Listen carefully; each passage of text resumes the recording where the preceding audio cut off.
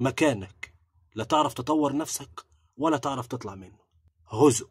والله العظيم عزيزي الاهلاوي ومالك عليا حلف، انا كنت لسه جاي من عند الدكتور، والناس اللي قريبه مني وحبايبي يعرفوا ان انا كنت عند الدكتور.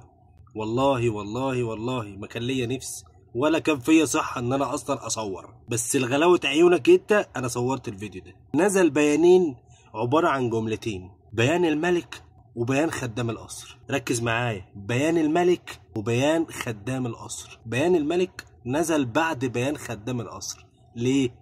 لان خدام القصر جربوع، صوته عالي على الفاضي، سريع الكلام على الفاضي، طول ما هو ما بيشوفش الكرباج صوته بيعلى. جربوع القصر او خدام القصر بيتكلم بالطريقه دي عشان هو جات له شغلانه في قصر جنبه، انما هو ما يعرفش ان القصر اللي هناك ده مزيف، انما هو اصلا مش قصر، هو شقه مفروشه او دعاره يعني. بيان خدام القصر الاول وبعدين بيان ملك القصر. بيان: ما كتبوش الزمالك اولا، كنت عايز احط الفيديو بتاع الزمالك اولا من تحت من تحت اللي هو المهم يعني حبايبي انت تموت وانت في الحاجات دي.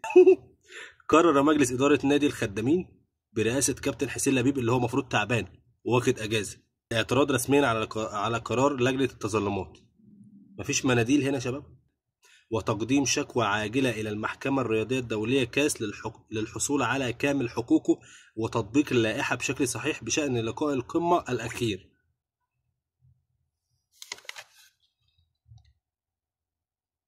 واخواتي الدكاتره عارفين ايه. المهم، والذي شهد واقعة انسحاب مكتملة الأركان. يعني أنا رحت الملعب وطلعت بره الخط والحكم استناني 20 دقيقة وراح مصفر. هي دي مكتملة الأركان يا خدام القصر. وهفهمك يعني ايه كلمة خدام القصر دي، بس اصبر عليا. كان يتطلب خصم 3 نقاط من الفريق المنسحب لتضاف إلى 3 نقاط أخرى بعد اعتبار الزمالك فائزا 3-0. وقسما بمن أحل القسم، جملة خدام القصر وجربوع القصر بتتنفس في الجملة دي.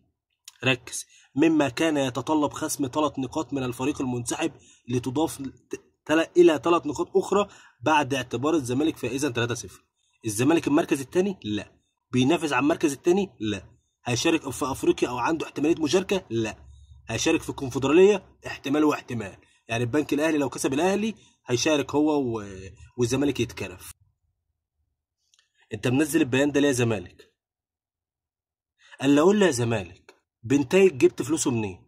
اللي انت لسه مسدد ديونه ده عشان القيد يتشال. وباتشيكو جبت فلوسه منين؟ وعقد بنتايج جبت فلوسه منين؟ 3 مليون دولار ظهروا في 15 يوم، جبت فلوسهم منين؟ يلا يلا، جبت فلوسهم منين؟ بتكسب بطولات، بتكسب دوري، عندك عقود رعاية، جبت فلوسك منين؟ يبقى تكتم بقى، طالما بيتكسر عينك يبقى تكتم. لما تطلع بيان زي ده دفاعا عن نادي اخر وتنسى نفسك يبقى تكتم، توطي وانت ساكت. وياتي قرار مجلس اداره الزمالك عقب القرار الصادر اليوم، وياتي من لجنه التظلمات باتحاد كره القدم بشان التظلم المقدم من النادي ضد قرار مجلس اداره الرابطه وبتعديل العقوبات السابق صدورها بشان مباراه القمه. مالكش دعوه.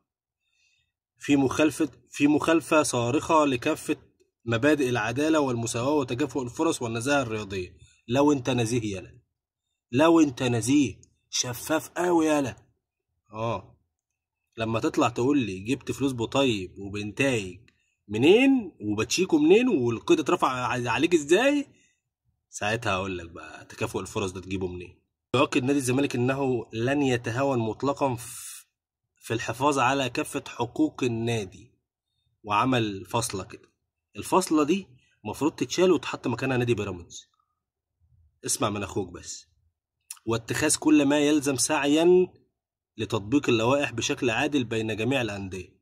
عاش نادي الزمالك، ايوه كده، اكبر قلعة رياضية في مصر، احسن واحدة بتعرف تقلع في مصر، احسن واحدة بتعرف توطي في مصر، احسن واحدة بتعرف تطاطي في مصر، احسن واحده بتعرف تطبل وترقص لفرق تانية لمجرد انها تعطل اي حاجه تخص النادي الاهلي في مصر. ده بيان جربوع القصر. نخش بقى على بيان الملك، على بيان الزعامه، على بيان صاحب القصر، على بيان اللي جزمته على رقب الكل قبل اي حد.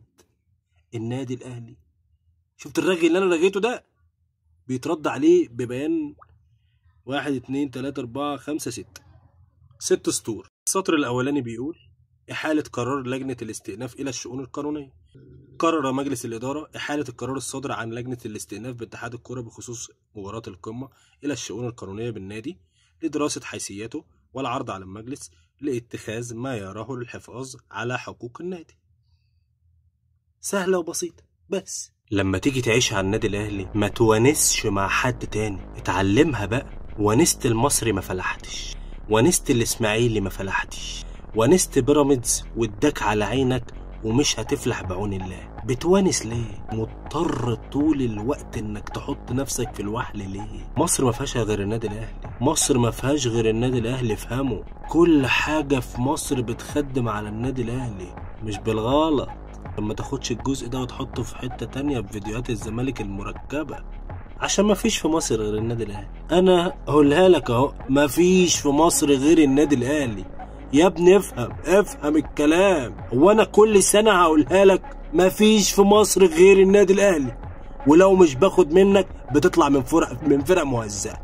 يا مهزأ. سلام.